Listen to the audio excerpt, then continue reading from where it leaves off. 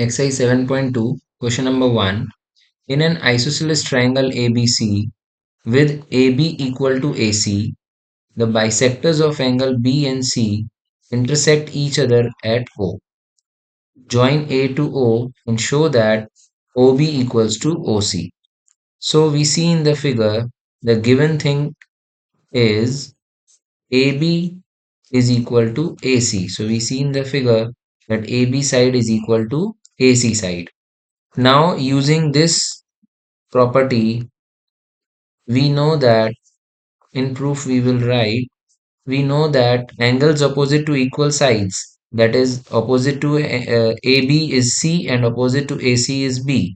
So we can write that angle B will be equal to angle C, and reason we can write opposite angles to equal sides, they are equal. So angle B is equal to angle C. Therefore, half of B will be equal to half of C.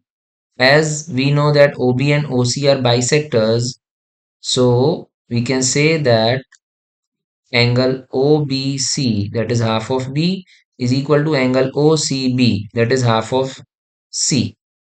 So these two angles are equal. Now, by converse of the theorem, when two angles are equal, so we can say that therefore OB will be equal to OC, that is sides opposite to equal angles. So sides opposite to equal angles are also equal. So hence we can say that OB is equal to OC. So this is our proof number 1. Now to prove two, second thing, we have to join first of all A to O, and now we need to prove that AO bisect angle A. That means we need to show that BAO and CAO both are equal. These two angles are equal.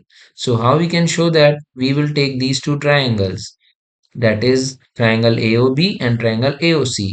So we write down for the proof here, in triangle AOB and triangle AOC, what is given to us, we will all write down that.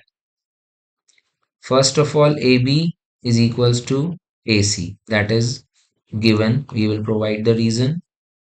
Then we know that AO will be equals to AO, as that is a common side.